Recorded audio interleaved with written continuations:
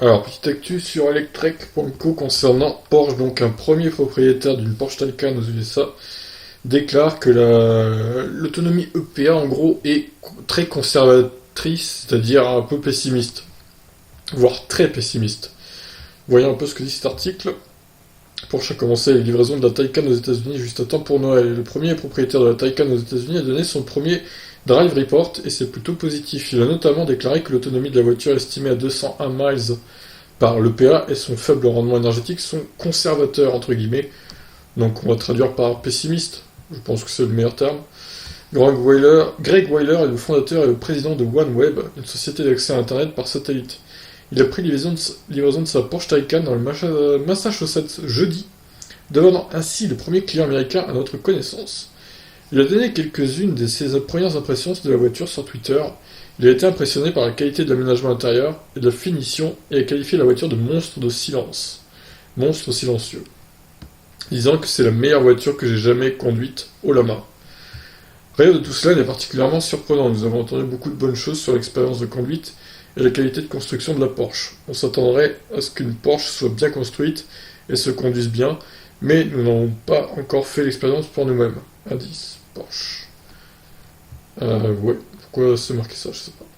Merci à Porsche et à Herb Chambers Co pour la nouvelle Taycan Turbo S, juste à temps pour Noël.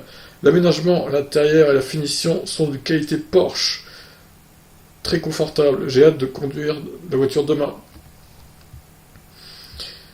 Alors, rapport de conduite rapide, cette voiture est un monstre silencieux, totalement docile.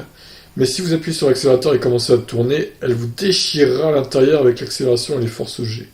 La meilleure voiture que j'ai jamais conduite, sans broncher.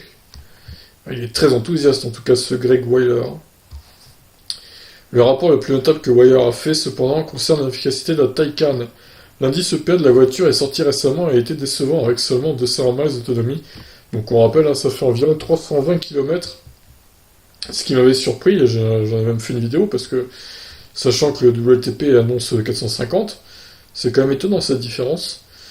Donc 320 km est plus que suffisant pour la grande majorité des gens, surtout lorsque jumelé à la capacité de la Taycan, il y a le chargeur de 350 kW. Bon, elle charge pas à 350, hein, elle charge à 280-290 apparemment.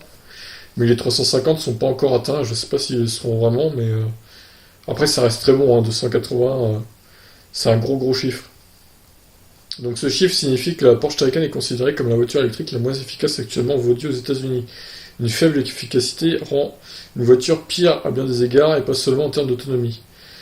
L'expérience de Weiler suggère que cette cote est très conservatrice. Il a conduit la voiture dans des conditions pas particulièrement idéales, temps froid et conduite fougueuse, et n'a quand même utilisé que 46% de la batterie pour parcourir 117 miles. D'accord, donc 117 miles, ça fait combien ça? Alors, 117 par 1,6, ça nous donne en termes de kilomètres 187 km, vous multipliez par 2, parce que bon, on va dire c'est quasiment la moitié, donc ça fait déjà 374 km. Donc oui, clairement, le PA, je pense que c'est du mytho, hein. Et je sais pas comment ils ont mesuré ça, mais c'est vraiment étonnant, quoi. Alors, fin de la journée, retour à la maison, la voiture me sera expédiée 117 miles de plaisir, 26 degrés de température, 46% de batterie utilisée. Alors, attendez, chaleur impressionnante, rapide.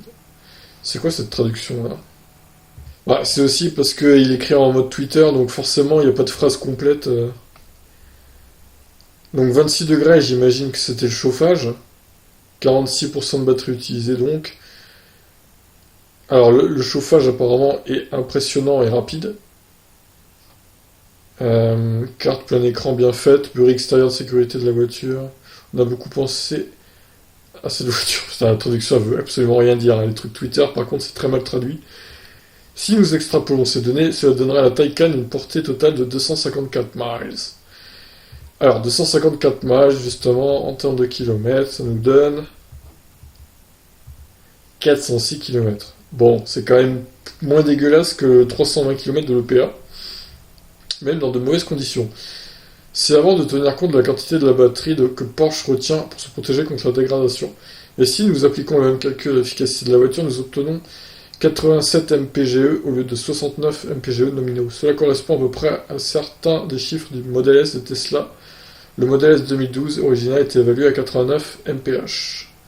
Ouais, alors ça, c'est leur mesure, le PA, là. Nous, ça nous dit rien, hein, ce genre de mesure-là.